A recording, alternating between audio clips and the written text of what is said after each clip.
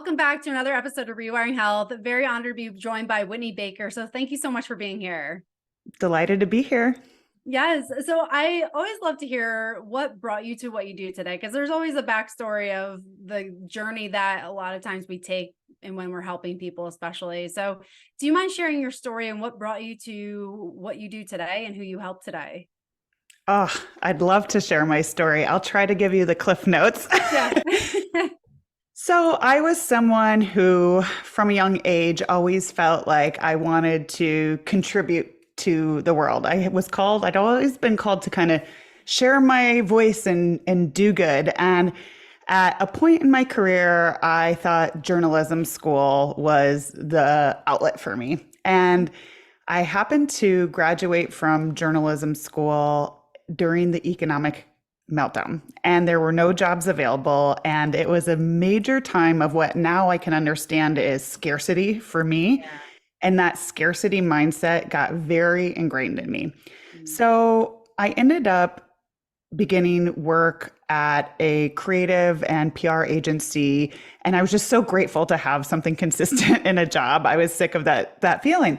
So I ended up building my career up there and just honestly being grateful for that stability. Years into that role, I had my first child, and it kind of rocked my world because agencies are not known for great work-life balance. They kind of say they're like working dog years. Yeah. Yeah. And so that was a wake-up call. And then surprise, I was pregnant again. So I had two daughters, 14 months apart, and Oh, wow. it was a blessing, but it was just a lot to juggle. And so I worked, I feel like everyone has their own kind of work and motherhood story, but I feel like I felt really frustrated because I felt like so many of my friends and people in my community were like, I have to work. That's me. I want to do it full time. And then some of the other ones were so resolute and I'm taking time off. Motherhood is the only, and I just was stuck in this very murky middle. And I tried working 5 days. My company actually was wonderful. They worked with me to try 4 days, then 3 days, which had been unprecedented. Mhm. And I was like, oh my gosh, all the issues are going to be solved. I can be the best in both worlds now. And it was awful because I just was eclipsed in what I could do at work. And I felt like everything, I really wasn't able to be present at home. Mhm. So I kind of hit a low point and I was really burning out. I was doing the like wake up, work before I wake up my kids or exercise. I kind of had abandoned myself in so many ways. And it finally led to a sense of I can't go on like this, and I quit. And I've forgiven myself now because I've done a lot of work since.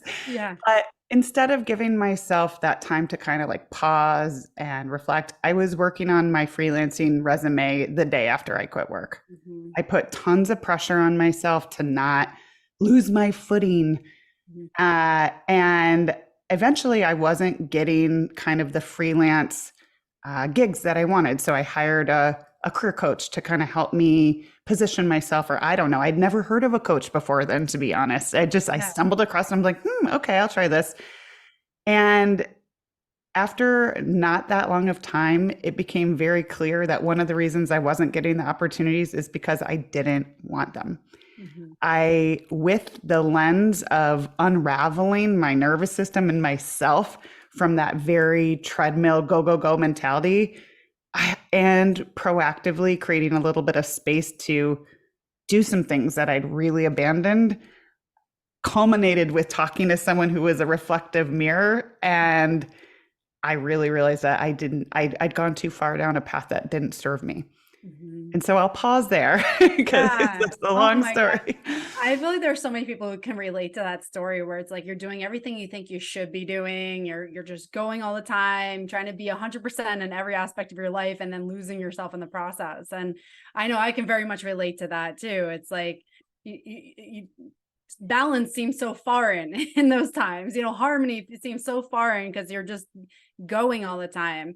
How did you start to cultivate that in your life? Like, I know you talked about leaving that and then going in your own direction, but like, how did you start to get yourself back in a place where your nervous system was like unraveling and like things were feeling, or rather going back into a place of balance, but how did you start to get yourself back in that state where you could see things more clearly?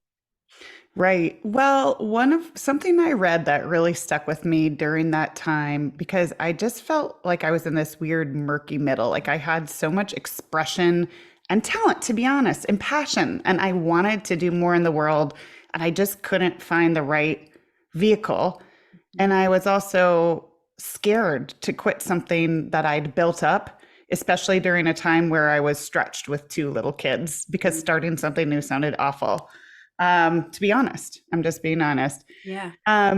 So something that I did that really started to help me is to think about my life and what, some of these job paths I was considering.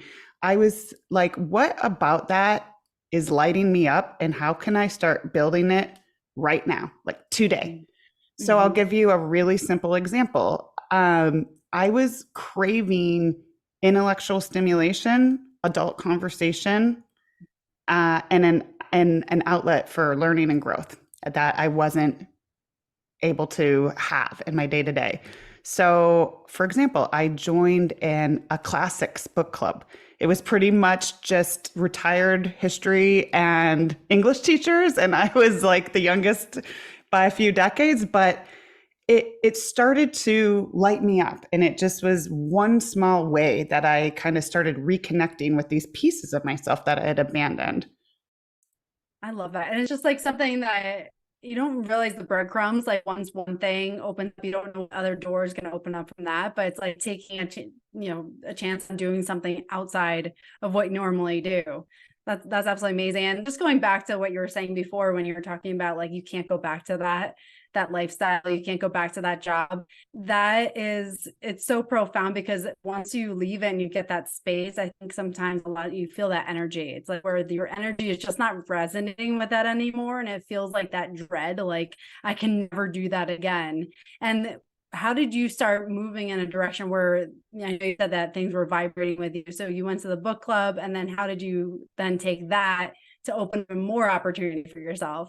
Yeah. So I think I was reading a lot. I was taking classes. I also really leaned into my meditation practice. I did a 2-week intensive where I really learned how to practice and deepen my practice. And that turned into a transformative practice for me. And that's why it's a foundational tool for how I help my clients. One of many tools that helped me, but something that gave me a consistent anchor to start to turn within and self-trust. I'll give you an example. When I was kind of finally getting emotionally close to cutting the cord with my old industry, I remember, when you have those kind of interviews or projects that you're like, oh, I'm a shoe-in. I had a big project, and it was like, I thought I was going to get it, and they called and they're like, sorry, we went a different direction. And my whole body felt a wash of relief. Like I did not want to do that anymore. And it hit me so hard that I couldn't not listen. Oh my gosh. Yeah. And it's like ironic, because probably in the past you would have like not felt like that, right? You would have felt like almost very disappointed. And so it's like the transfer in emotions where you're feeling like, oh, good, like that door shutting for a reason. It's amazing, like that transformation. Why do you think, I know you've talked about abandoning yourself. Why do you think it's for so many people to abandon themselves? I know I've been there. Many people I care for deeply have abandoned themselves in the process of achievement too. Why do you think people do that, and from your experience? That is such a great question. And I feel like it can go so many ways. I think it's a combination of how you were raised, the messages society tells us. So I was raised by two very high achieving parents. Both of my parents are like type A and like always doing productive seeming things. And so I will say that rest and doing things just to do them was not modeled for me when I was young. And so it's taken me doing my own investigation as an adult just to recognize that. Mhm. and Mm. give myself a little compassion.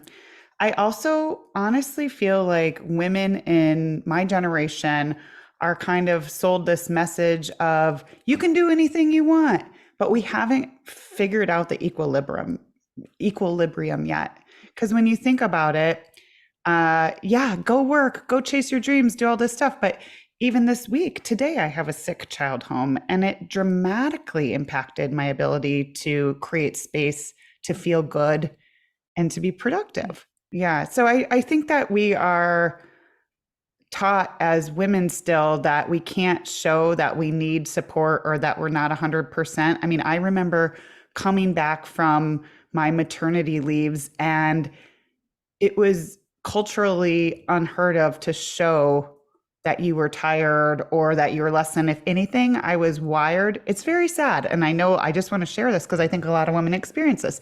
If anything, I overproduced because Mhm. I wanted to prove that I could still do everything. And I was up in the night feeding a baby. I Mhm. remember just feeling sorry for myself. I was laid down and put my timer on 2 minutes on the cold tile floor in the pump room of my office and just laid there and closed my eyes because I was so darn tired, but I knew I needed to present in a half an hour. Oh my gosh. Oh, it's just like it breaks my heart because it's like there's that dichotomy where you're like you're very human, but yet there's this like where you're supposed to be a machine and you're supposed to Yes. just do things without resting. You don't need to rejuvenate. Like there's no plug in for us. Like the plug in is that time down. So it's like you're expected to go without ever plugging yourself in. You know, we don't expect that of our phones, but yet we expect it for humans. And it's very sad. And especially as a mom, because there's a lot going on, new mom, there's going on top of the regular work, but it's just like mentally, emotionally, you're trying to be everything for everyone. And it just wears on you in all aspects of your life. So it's, yeah, 2 minutes, like what, it's just, it breaks your heart. Like that's all that you could give yourself at that time. And it's like nothing, no fault of yours, but like you look back on those moments are like, oh, like I deserve better than that for myself, I'm sure. Yes. Yeah. I mean, I've gone through a lot of processes of just really coming to a place of peace and forgiveness of that version of myself who Yeah. didn't know better. I didn't have the knowledge. I didn't have the tools. My whole nervous system had been sucked into this like um, fight or flight mode. And I was just always kind of in that. I was waking up in the night. I had anxiety and it felt terrible. And honestly, it felt like something was wrong with me, you Mhm. know? Yeah. Yeah. And it really took years of unwinding to recognize that. Mm-hmm. Yeah. And unfortunately, a lot of times these conversations don't happen. So you don't realize that everybody else is going through this. And so you may look at everybody's external appearance and be like, well, they're doing it, they're handling it. What's wrong with me that I can't do this? But meanwhile, behind closed doors, a lot of people are probably experiencing exactly what you're experiencing, but it's like full pot to discuss it and say that like I'm struggling, I need help, I need a moment. And that is a problem. It's a cultural problem, societal, but it's also this like workaholic culture where it's like you're just expected to produce without ever taking care of yourself. And that's a major issue when we talk about longevity and just health and harmony within ourselves, a huge issue. I'm so with you. And I feel like we're also guinea pigs of navigating being on demand with technology. Pile Yeah. that on. And I Mhm. try to now, I have practices and I hope, a healthy relationship because I'm very intentional and boundaried.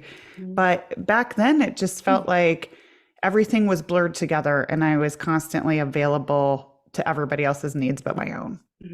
Yeah. Oh my gosh. Yeah. And you're so right because there's no stop. Like you don't leave work and you're done with work. There's so many gray lines. And especially when you have those subconscious messages that are saying you have to be on, you got to take care of this, got to take care of this.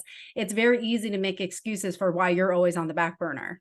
And that's a really challenging place to be in. So going from that place where you were always prioritizing work, can you talk about how you transformed your subconscious beliefs and now putting yourself first and prioritizing your health and well-being and what that looks like in a daily routine? Absolutely. Yeah, I mean, I feel like I went through a major soul searching several years, and I'm not talking about like a one time and poof, I felt better. Like I said, meditation was a consistent and foundational tool, but I also redid like a self-guided program with Julia Cameron. I took multiple classes about, how to balance stress. I retooled a lot of my habits. I worked with, I did like tapping a lot. I did acupuncture. I met with a shaman. I mean, I was just like, I'm going to try. Like, there is a better way to show up in the world, and I want to find it. And I can't say it took a long time. And I think that that is one of the messages I want to share with your listeners is even though it might take a long time, if you've been in that like burnout, chronic stress intensity, it's worth it to give yourself the patience and grace to step into something different because there are different ways to live. Unfortunately, when you practice that for years, I don't think it happens overnight. And so over time, I just had a lot of epiphanies. And I now just look at my life and priorities in an entirely different way. And one thing I know for sure is that pouring into myself is not a selfish act. It's actually generous because when I'm of service to my family, to my friends, to my community, to my clients from a place of feeling energized versus depleted, that's when the real magic happens. Absolutely. And that's such a beautiful transformation in your perspective, because I think a lot of people get stuck in that, like they do view it to be selfish and that they do think they have to put everybody in front of them. And when you do make that transformation and realize that like when you're full, you are giving people the best version of yourself rather than giving people that version that like maybe they don't want to be around, or a low energy version of yourself. And that's such a huge thing to realize. And it's like, if you're listening to that, like rewind and play it back, because that is really such a huge point there. And if you can start making those transitions, that's everything. And Yeah. realizing that. Can I you like to, oh, oh, go ahead. oh No, is I it was just gonna I just had another thought on that yeah. because I think our society feeds us these mommy martyrdom messages, and I'm just Mhm. over it. Yeah. It's like the mom that's like sacrificing everything. I mean, she's often celebrated. You're so right. hmm And I think that for what really, really at the end of the day motivates me is for my own daughters and my own mini nieces. I want to find a better way to show up and express my joy and talent in the world without compromising my health and hmm with also being the mom I want to be. Absolutely. Yeah, no, you are so right. And it is so portrayed, because how many times do you hear people like, oh, you're so busy, you do all this stuff for your kids, like it is so praised. But then like when do you hear people say to moms like, wow, you took an hour to like sit and reflect and like really get in touch with your emotions? Good for you. Like that, you don't hear that. So it is these messages that you're getting of like what is like expected. But one thing, I don't know if you listen to Ed Milet, but he talks about most things with kids are caught, not taught. And it's so true. It's like Mm, when you're seeing your mom or your parent or whoever it is doing things for themselves, like that is going to have a much stronger pull on them than if you're saying, hey, take care of yourself while I self-abandon. That sounds, like that doesn't, that a kid is too smart. They're going to see right through that. If you're not doing it, they're not going to do it. So if you expect your kids to have a good life, you have to start doing it yourself. And it really is so true. what I a beautiful lesson. Yeah. Mhm. Absolutely. Can you talk about like what does your typical day look like? What do you do in the morning? What goes on throughout the day? And like what does your nighttime routine look like? Yeah.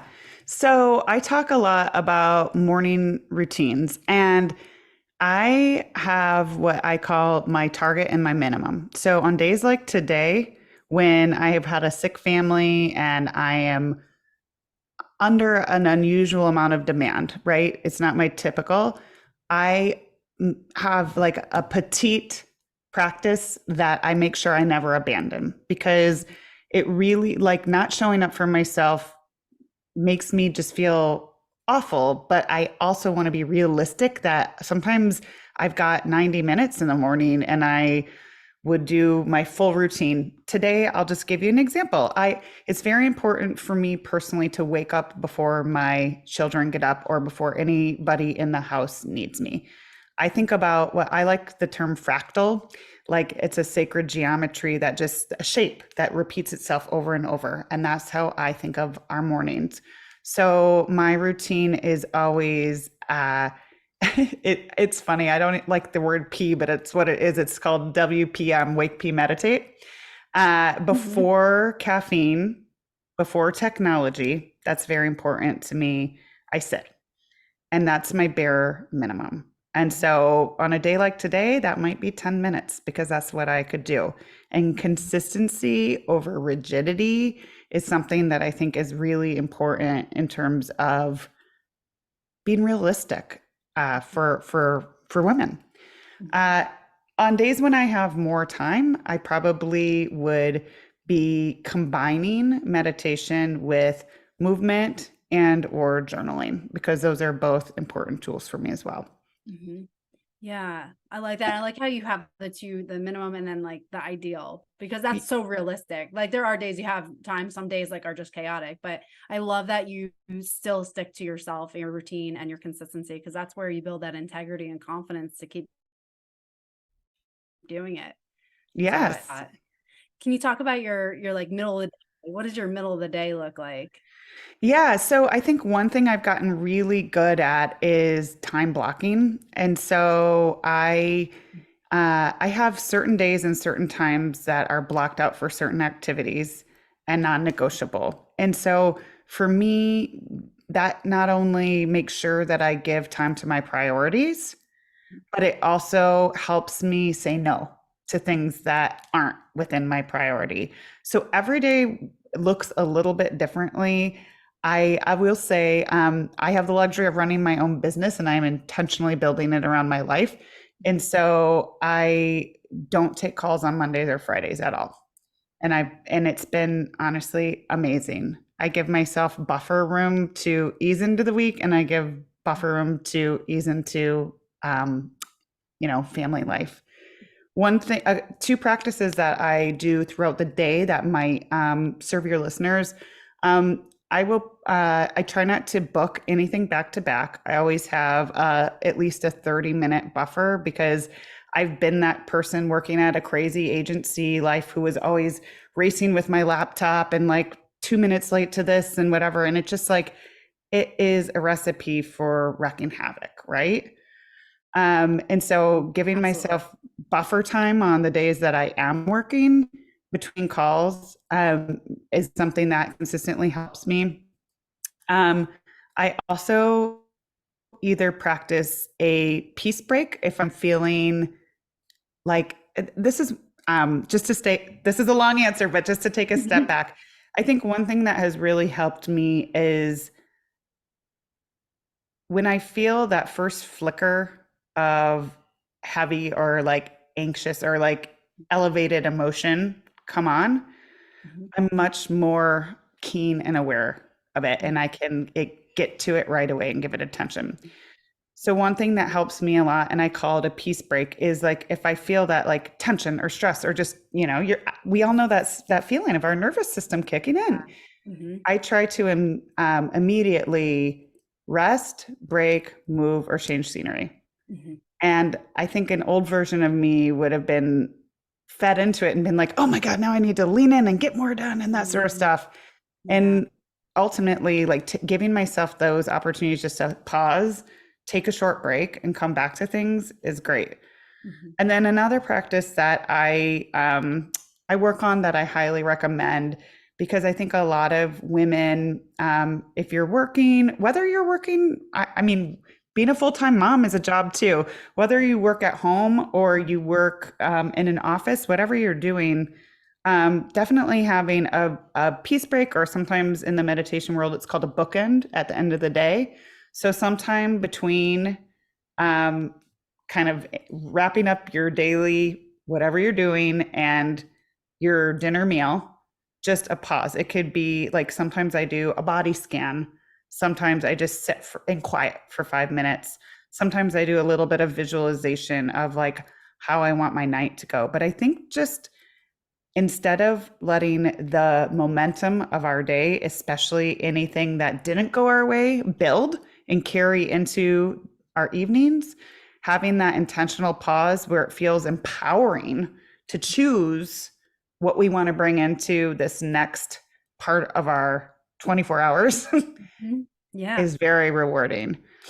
Yeah, no, I love that because it is so easy to carry that energy, like that angst, like from work to home. And then now you want to be present at home, and then now you still feel the angst, and now you're frustrated with yourself because you're not present at home. So I love that idea of just that making that transition much more in your control rather than letting life kind of happen and then going through it. But thank you for sharing your routine, because it's like sometimes those things that you hear someone else do, you're like, oh, maybe I could try that. How would that be? And it makes such a difference when you hear what people are doing and what's working for them. And even though it is individualized, you can pick one piece of it and really it can transform your whole day. So thank you so much for sharing that. Absolutely. As far as for someone who was like getting started, maybe they're stuck in a place maybe they were you in the past version of yourself, where you were in that work, you're stuck, you're grinding, you're going all the time. What's one thing they could do to just get started to change their mindset on that and not feel so stuck? What's something they could either ask themselves or do to move out of that? Yeah. Great question. I actually have a tool that I really like to teach because it is so simple, and I can share that. I think when I was feeling stuck, I think a lot of it came from not realizing that I was doing a lot of things out of autopilot, habit, shoulds, and I Yeah. really hadn't created space to tune in to what I really desired. Mhm. So practically, there's the woman who's in stuck zone being like, great, I want some space, but how do I get there? Right. So I want Yeah. to offer this tool. It's called an energy audit, and it's pretty simple. And basically, you can keep a note in your phone because I feel like that's just easy, or you can keep a journal and try going through preferably a week, but at least a couple days, because every day is a little different. Go through a weekday, go through a weekend day, and just have two tabs. Have a tab that says energizing and a tab that says depleting, Mhm. and keep track. Mhm. And every time, because there's just little things like we talked about that I think there are energy spirals, right? And so, like, oh gosh, I just went and got a coffee with a friend that took half an hour, but I'm like, I feel energized by that. That felt really good, right? Mhm. Yeah. Sometimes you go to a workout and you're like, I didn't want to go, and I actually felt like crappy afterwards. Like, Mhm. I think you have to be honest. Like, my body didn't like that. Maybe I don't want to move this type of way. It's like the only thing you have to do is be brutally honest with yourself. Mhm. So you Yeah. track that, and then you have data. Mhm. And it's as simple as starting to outsource, stop doing, and deprioritizing things that routinely deplete and de energize us. As you do that, you do create space to prioritize and focus the things that energize you. And I would take it a step further, because I know you talk a lot to people who are overachievers and they're so concerned about productivity, you know? Yeah. So me, which it's not a bad word for me, I just look at it a little bit differently. And I think one major mindset shift is really trusting that doing anything that lights you up and energizes you is productive for you. Mhm. Yeah. And even creating time in your calendar that you time block, that you treat with the same protection as your workout or your business meeting, whatever your other quote priorities are, and treating it the same way and just seeing how that feels. My gut from working with tons of women to execute this and beyond is that it just ends up allowing them to actually be more productive with ease in the other areas of their life because they're bringing all of this energy. Yeah, absolutely. It's like creating a different relationship with that downtime versus Yes. a lot of times we consider ourselves to be lazy. Like I just sat for 5 minutes, like I'm so lazy. But if you can see that as product, your whole it all shifts, and then realizing that like nothing, I guess there's a lot of fear around that. Like if I sit for 5 minutes, everything's going to spiral, nothing will work out the way I hope it, the whole project is going to fall apart. But now you can see how that's actually moving you in the direction that you actually desire, and you're still getting things done. But I love that the actionable strategy, like energizing or depleting, that's such a great way to remove yourself from what you're experiencing in a way that you can see it more clearly. So I love that. And just having that data, that's, you know, our brains love evidence. So there's no better way than that to give your brain evidence of like, oh, this is actually how I feel. Because I know that you can get stuck in those traps of like, I should enjoy hanging out with that person. Why don't I feel that? But if you're seeing evidence of like, wow, they're depleting me every time, maybe this is something I should look further into. And do I really have to hang out with this person if I'm getting, you know, in that place every time? So yeah, Yeah. what a great strategy. Really love that. For someone who wanted to work with you, connect with you, where can they find you, and how can they do that? Yeah. So in terms of social media, like I said, right now I'm pretty focused. So I show up the most on Instagram. So you can come hang out with me there. It's at Whitney Woman. If you're interested in masterminds or women's workshops or learning more about meditation, you can keep abreast of my offers by just checking out my website. It's it's myelectricideas.com. Awesome. And I'll put everything in the show notes. So if you're listening, definitely connect with Whitney and follow her stuff. And just thank you so much for being here and sharing your experience and all the great strategies that you gave for people to really move their life forward. So thank you. Oh, it was an absolute pleasure. Thank you for having me. Yes, absolutely. And again, for everyone listening, please subscribe to the podcast and then share this episode. If you found value in this, give it to somebody else who could also gain value from it. So again, thank you all for being part of this community.